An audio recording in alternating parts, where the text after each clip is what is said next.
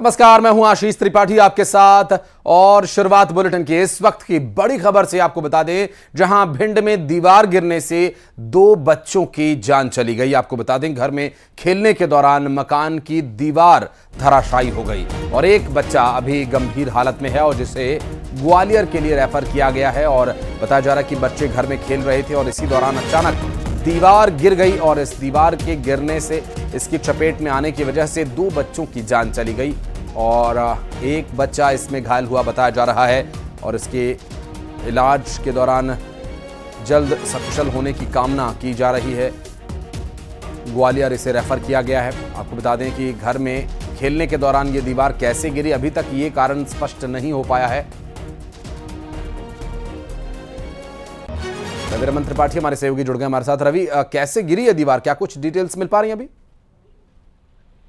आशीष, मैं आपको बताऊं कि ये मऊ थाना क्षेत्र के सिमरिया गांव का मामला है, जहां पर एक कच्चा मकान जो था, जिसकी एक दीवार पड़ोस के ही बच्चे थे, जिसमें निकिता पुत्र लाल सिंह जो 5 वर्ष की जो मासूम है और अनाबिया पुत्री इकरार उम्र 4 साल, ये दोनों मासूम बच्चियां जो दीवार गिरती है, क्योंकि बच्चे क्या है आस पड़ोस में खेलने लगते हैं, तो ये खेलने के दौरान ये कच्ची दीवार गिरी है। तो इसमें 3 बच्चे चपेट में आए थे। इसमें एक काना पुत्र रविंद्र परिहार भी है, जो कि रानीपुरा से अपने ननिहाल आया था अपने गर्मियों की छुट्टी में शामिल होने के लिए मामा के घर। तो कहीं ना कहीं ये 3 बच्चे चपेट में आए, जिनमें से निकिता और अनाबिया की दर्दनाक मासूम बच्चियों की दर्दनाक मौत हो गई है। वहीं काना को ग्वालियर रेफर कर दिया गया है, जहां पर उसकी भी हालत गंभीर बताई जा रही है। मौके पर भारी पुलिस बल पहुंचता है, प्रशासनिक अमला भी पहुंचता है, तो देखता है तो जो मकान है वो ईशा खान का है।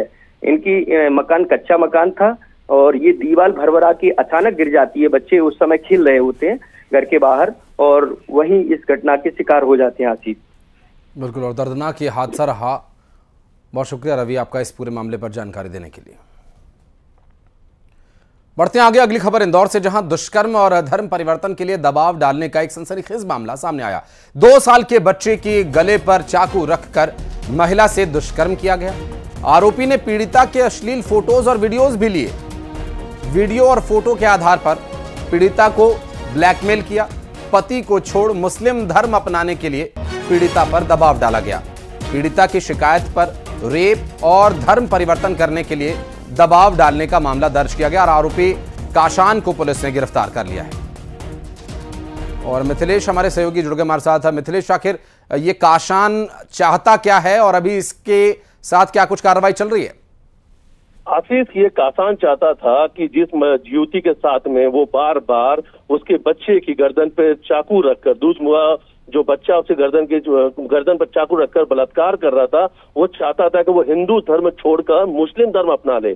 और उसने एक बार नहीं कई बार दुष्कर्म किया, कई बार बलात्कार किया और बलात्कार जब भी करता था तो उस वक्त उसका जो बच्चा है उसे जान से मारने की धमकी देता था। और कुछ बलात्कार के दौरान, रेप के दौरान उसने कई अश्लील वीडियो जो है वो भी बना लिए थे, वो भी वायरल करने की धमकी दे रहा था। लगातार वो उसका शोषण करते आ रहा था और उस बात से काफी परेशान थी, क्योंकि कासान के द्वारा ये धमकी दी जाती थी कि अगर कभी पुलिस को बताया तो ये फोटो वीडियो वायरल कर दूंगा और जो तुम्हारा बच्चा है, मासूम बच्चा, उसकी हत्या कर दूंगा और उसी चाकू से हत्या करूंगा जिस चाकू से कई बार बकरी की कुर्बानी दे चुका हूं।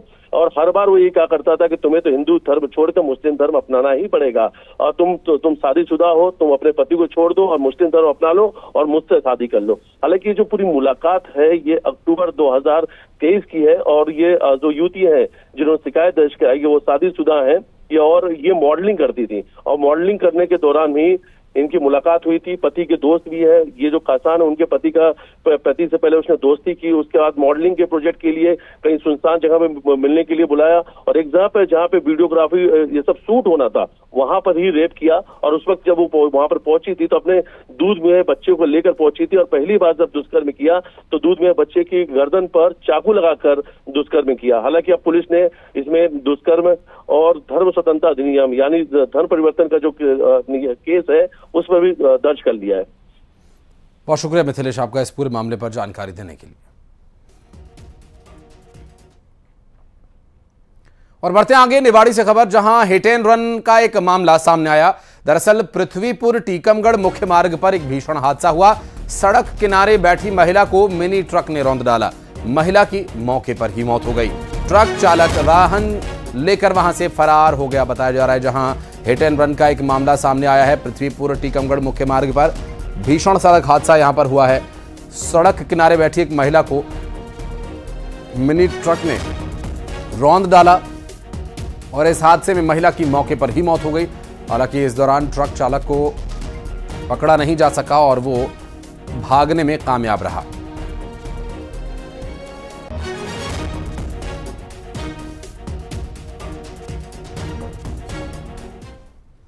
और उज्जैन में 2 दुकानों में भीषण आग लगने का एक मामला सामने आया। दरअसल महाकाल वाणिज्य कॉलोनी में आग लगी बताया जा रहा है। दुकान के ऊपर ही दुकान मालिक का घर भी था और वक्त रहते आग पर काबू पा लिया गया और इस दौरान कोई जनहानि नहीं हुई। ये भी एक बड़ी राहत की खबर है।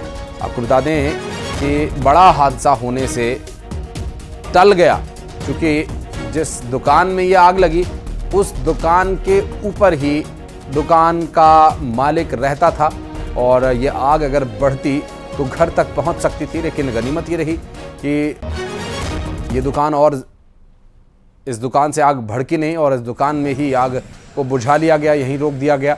और ये जो पूरा घटनाक्रम है उज्जैन से सामने आया, जहां एक दुकान में आग लगी और महाकाल वाणिज्य कॉलोनी की ये दुकान बताई जा रही है, जहां वक्त रहते आग पर काबू पा लिया गया। किसी तरह की कोई जनहानि नहीं हुई। दुकान में रखे सामान का ही नुकसान हुआ बताया जा रहा है।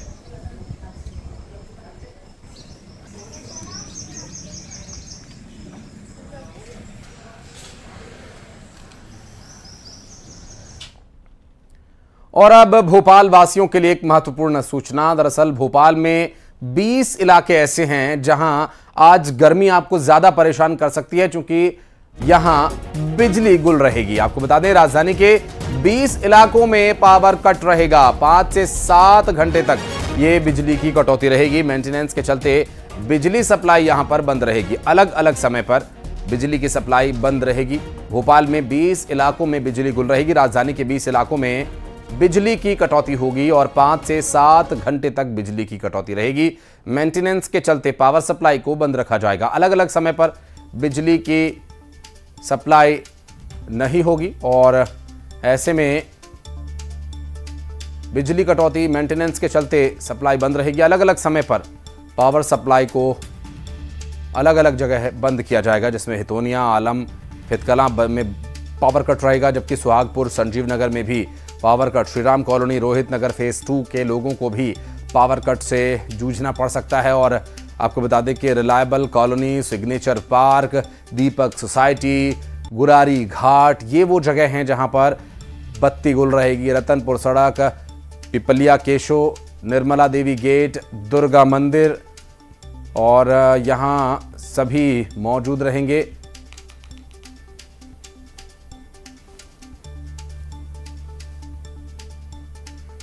और 5 से 7 घंटे तक पावर कट रहने की जानकारी मिल रही है और 20 ऐसे इलाके चिन्हित किए गए हैं जिसके बारे में डिटेल्स हम आपको दे रहे हैं। और आपको कुछ अतिरिक्त व्यवस्थाएं करके रखनी होंगी इन इलाकों में और जो पावर बैकअप है उसको सोच समझ कर खर्च करना होगा। बात करेंगे हमारे सहयोगी प्रशांत इस वक्त जुड़ गए हमारे साथ। प्रशांत, इस भीषण गर्मी में अगर बिजली भी चली जाए तो ये तो हालात और ज़्यादा ख़राब होने की स्थिति बनाती है। हालांकि पावर बैकअप को सोच समझ के इस्तेमाल करना होगा यहाँ के लोगों को।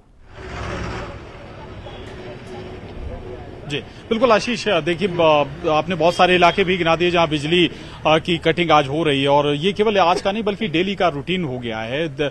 बल्कि ये जो शेड्यूल कट है केवल शेड्यूल कट नहीं बल्कि हम कहें कि देर रात भी बिजली कट हो रही है। तो ये केवल शेड्यूल या मेंटेनेंस के नाम पर कटिंग नहीं है बल्कि कहें तो बिजली की कमी भी एक इसकी वजह हो सकती है। हम इस वक्त बांसखेड़ी इलाके में है, नौती आलम के ये पास ही ये इलाका है। यहाँ लोगों से हम समझते हैं कि कैसे लोग वाकई क्या फेस कर रहे हैं। बिजली जा रही है दादा आपके यहाँ पे? हाँ जाती है ना, रात में भी की थी, अभी सुबह 4 बजे से गई, 3 बजे से। अच्छा, सुबह आई। अच्छा, सुबह आई है। अदब कब और कैसे परेशानी झेल रहे हैं आप? बिजली कट हो रही है? रोज हो रही है साहब, चले जाती है और फिर घंटा आधा घंटा नहीं आती, 4 घंटे नहीं आती। 3-3 4-4 घंटे की कटिंग। हाँ, पहले से बताया जाता है? पहले से ही कहा। अच्छा, पहले से नहीं बताते, कोई कुछ पहले से नहीं बताते। कट जाती है, अपनी मर्जी का काम है। अच्छा, अभी आप लोग ये बांसखेड़ी इलाका है, थोड़ा सा इस तरफ आ जाइए। कटिंग हो रही है, डेली हो रही है बिजली की कटिंग हो रही है। अभी भी लाइट गई है कि हाँ, अभी जाती है कि बिना बताए जाती है, दिन में चले जाती है, रात में चले जाती है, शाम के टाइम जाती है, हर टाइम बिजली के बिल बराबर भर रहे हैं तो भी चली जा रही है। हाँ, कितने घंटे की कटिंग है? अभी 2-2 घंटे का काट लेते, 1 घंटे काट लेते और बिना बताए काट लेते। हाँ। और बताते भी नहीं कि इस समय कट रही है। भाई कुछ न्यूज दे दो तो पता चले। नहीं, बिजली विभाग नहीं बताता, कोई अनाउंसमेंट नहीं करता आप लोगों के लिए, इन्फॉर्मेशन नहीं कोई इन्फॉर्मेशन नहीं देते जी। ठीक है, परेशानी झेल रहे हैं आप बिजली कटिंग? जी झेल रहे हैं, बहुत परेशानी झेल रहे हैं। हाँ। लाइट आ नहीं रही है। हाँ। और 1-1 घंटा 2-2 घंटा जाती है लाइट। हाँ। और बिल भी बहुत आ रहा है और बहुत सारी समस्या है लाइट को लेकर। हाँ। जैसे पानी की आफत हो जाती है लाइट को लेकर। हाँ। पानी नहीं भर पाते हैं, पानी की भी यहाँ पे बहुत समस्या है। बहुत समस्या है यहाँ पे। हाँ। गर्मी बहुत, इतनी गर्मी में लाइट कट रही है। इसका कुछ ना कुछ होना चाहिए। नहीं, लेकिन बिजली विभाग तो कह रहा है मेंटेनेंस के लिए भी थोड़ी थोड़ी काटी जा रही है, 2-2, 3-3 घंटे। 2-2, 3-3 घंटे रोज ही कट रही है ना। अलग अलग इलाकों में काट रहे हैं, रोज एक जगह नहीं। नहीं, यहाँ तो रोज कट रही है, रोज कट रही है, सुबह शाम दोनों टाइम कट रही है। अच्छा। हाँ, सुबह शाम बिजली काटी जा रही है। मैं रुकिएगा, मैं आप लोगों के पास आऊंगा, कुछ बच्चे भी हैं यहाँ, उनसे भी हम बात करेंगे। बेटा, बिजली कट हो रही है आप लोगों के यहाँ पे? हाँ, रोज गई थी। जैसे परेशानी हो रही होगी फिर? हाँ, परेशानी और पढ़ाई में दिक्कत हो रही है। जैसे कल रात को 3 बजे गई थी तो सीधे 5:30-6 बजे आई है लाइट। अच्छा, मतलब पूरी रात सो भी नहीं पाए होंगे? नहीं सो पाए थे, मच्छर अलग काट रहे थे। अच्छा, तो फिर और दिक्कत होती होगी, गर्मी भी पड़ रही है ज्यादा? बहुत दिक्कत होती है। घर के अंदर ऐसे, बाहर तो मम्मी लोग निकल नहीं देती, गर्म हवा चलती है, और अंदर क्या करे, इतनी गर्मी में परेशानी होती है।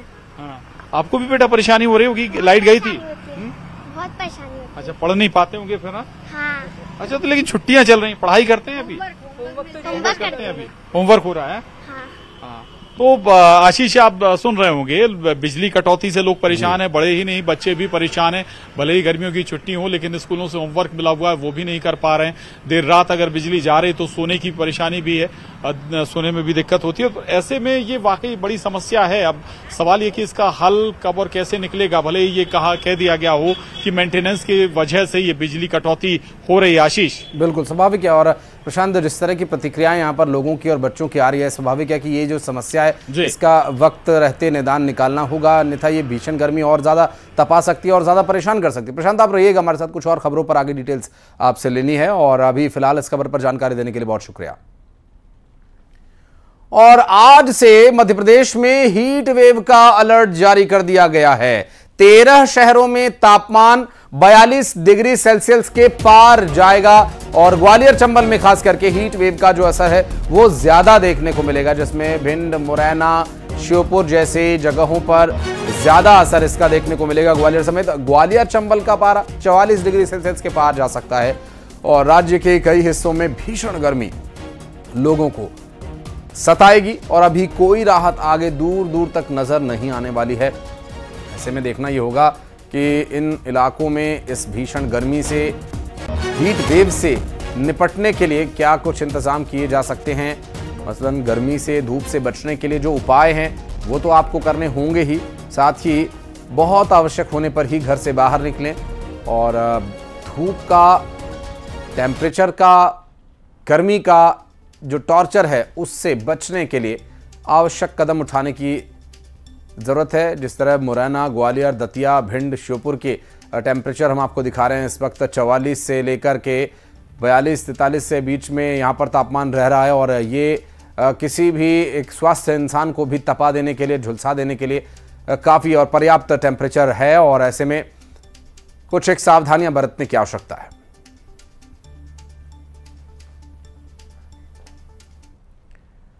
और बढ़ते आगे, मध्य प्रदेश में चुनाव निपटने के बाद अब बीजेपी और कांग्रेस में संगठन स्तर पर कसावट की तैयारी हो रही है। दोनों दल चुनाव प्रचार में सक्रिय हैं। निष्क्रिय नेताओं की पहचान की जाएगी। सूत्रों के मुताबिक मध्य प्रदेश में 29 लोकसभा उम्मीदवारों से नेताओं का फीडबैक लिया जाएगा। सूत्रों की माने तो बीजेपी ने अपने सभी लोकसभा प्रत्याशियों से चुनावी फीडबैक मांगा है। खास तौर पर उन नेताओं का फीडबैक लिया जाएगा जिन्हें बीजेपी ने चुनाव में बड़ी जिम्मेदारी सौंपी थी। इनमें विधायक, पूर्व सांसद, प्रदेश स्तर के बड़े नेताओं की सक्रियता की जानकारी मांगी गई है। फीडबैक के आधार पर ही बीजेपी में इन बड़े नेताओं को आगे की भूमिका तय कर जिम्मेदारी दी जाएगी और इसी तरह से मध्य प्रदेश कांग्रेस भी भविष्य की रणनीति के लिए अपने नेताओं के मन को टटोलना चाहती है।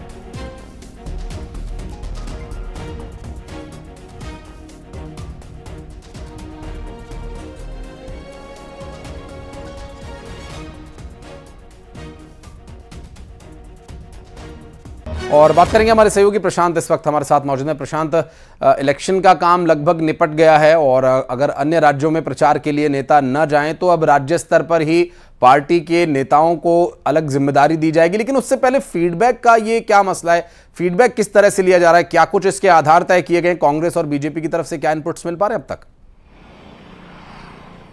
जी देखिए आशीष, दरअसल चुनाव हो गए और अब संगठन में एक बार फिर कसावट की तैयारी है और बीजेपी के लिए कहा भी जाता है भोजन, विश्राम और बैठक बीजेपी के 3 काम। तो चुनाव खत्म होने के बाद कम से कम बीजेपी तो बिल्कुल भी शांत नहीं बैठने वाली है और पूरा जो फीडबैक है, जो लोकसभा उम्मीदवार थे सीधा उन्हीं से लिया जा रहा है या लिया जाएगा पूरा जो फीडबैक है।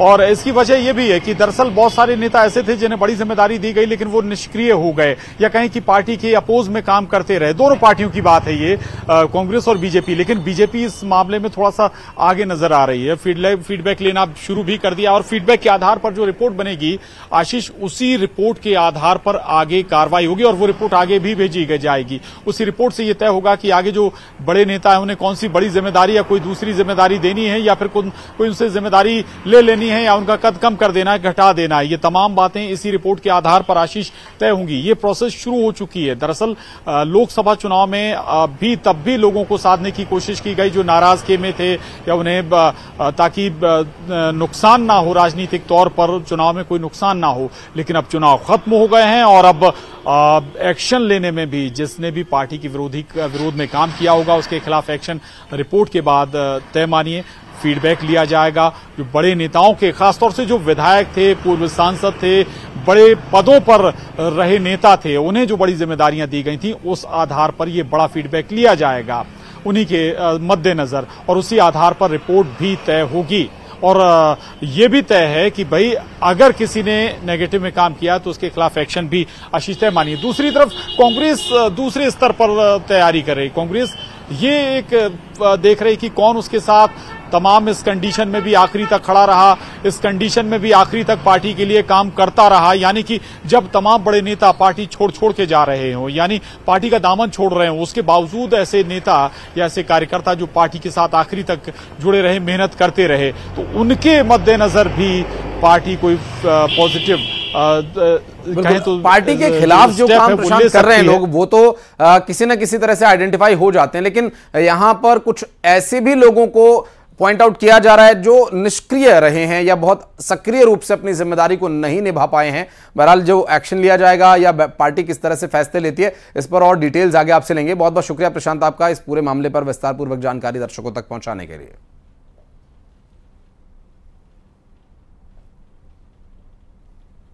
और बढ़ते आगे, शाजापुर में ट्रक में आग लगने का एक मामला सामने आया जहां पर आगरा मुंबई नेशनल हाईवे पर एक हादसा हुआ और गेहूं से भरा हुआ ट्रक शिवपुरी से पुणे जा रहा था। दमकल ने आग पर काबू पा लिया है। सुनेरा के पास यह हादसा हुआ बताया जा रहा है जहां आग लगने का यह मामला आगरा मुंबई नेशनल हाईवे पर हुआ।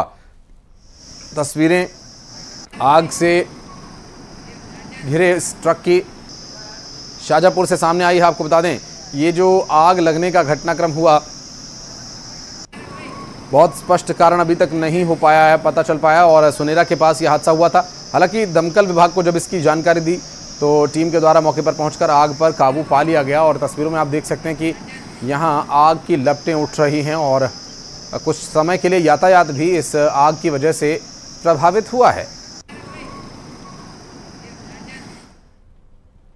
और अब एक बार फिर से भोपाल में सक्रिय हुए चड्डी बनियान गिरोह की एक खबर, जहां एक मकान में 6 हथियारबंद बदमाशों ने घुसकर चोरी की वारदात को अंजाम दिया और इन चोरों की तस्वीर सीसीटीवी कैमरे में भी रिकॉर्ड हो गई है। ये नकाबपोश बाग सिवनिया थाना क्षेत्र के विद्यानगर के एक मकान में घुसे बताए जा रहे हैं, जहां का ये वीडियो है। घर के अंदर लगे हुए सीसीटीवी कैमरे ने इनकी हरकतों को रिकॉर्ड कर लिया।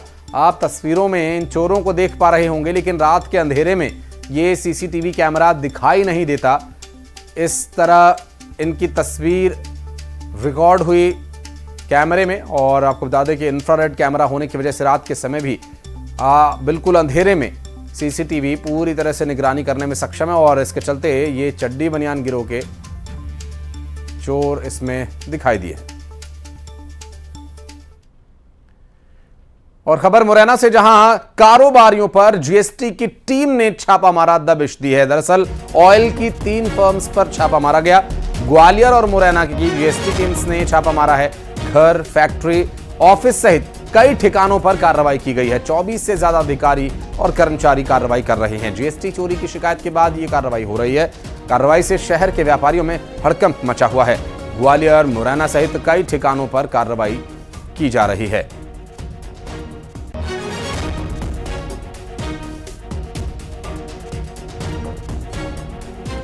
आपको बता दें, मुरैना में कार्रवाई की गई है। जीएसटी, जो कि गुड्स एंड सर्विस टैक्स के कहीं ना कहीं अनियमितताओं के इनपुट्स मिले थे टीम को, जिसके चलते की टीम को द्वारा अब एक्शन लिया जा रहा है। इसमें जीएसटी चोरी की शिकायत के बाद यहां दबिश दी जा रही है। जिनके जीएसटी के सभी टैक्सेस पूरे समय पर भर दिए गए थे, उन्हें घबराने की आवश्यकता नहीं है। लेकिन जिन कारोबारियों ने जीएसटी टैक्स को गंभीरता से नहीं लिया या जीएसटी का टैक्स ठीक तरीके से टाइम पर नहीं भरा, उन पर जरूर आगे कानूनी कार्रवाई की जाएगी।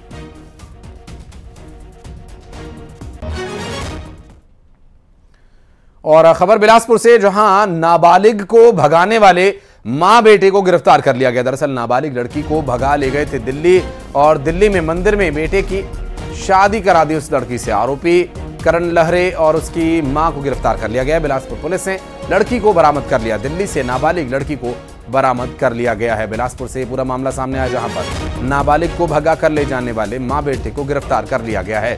और ये मां बेटे लड़की को साथ भगा कर ले गए और दिल्ली में जाकर मंदिर में शादी की थी। और खबरें आगे भी जारी हैं। वक्त एक बहुत छोटे से ब्रेक का है, जल्द लौटते हैं।